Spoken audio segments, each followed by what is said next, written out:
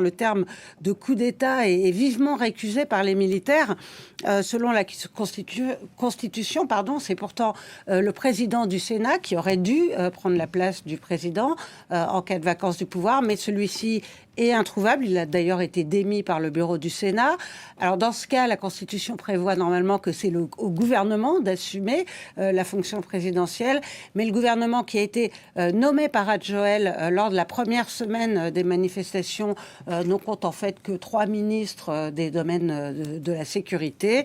Et puis, de toute façon, cette constitution qui avait été adoptée en 2010, alors que le pouvoir avait été mis en place par un coup d'État, cette constitution a été jugée caduque par les militaires.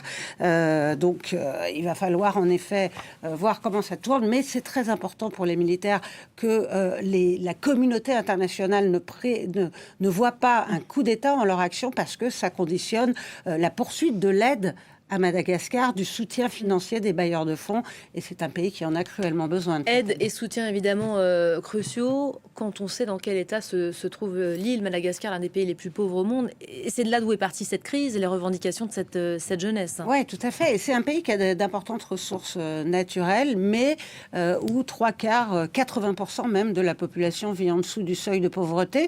C'est un pays aussi où la corruption est très importante, puisque selon l'indice de Transparency International, Madagascar est placé au 140e rang sur 180 pays. La génération Z attend donc de pied ferme des réformes sur la corruption, le système éducatif aussi, la liberté d'expression. Le défi majeur des militaires pour éviter que l'histoire se répète, c'est bien sûr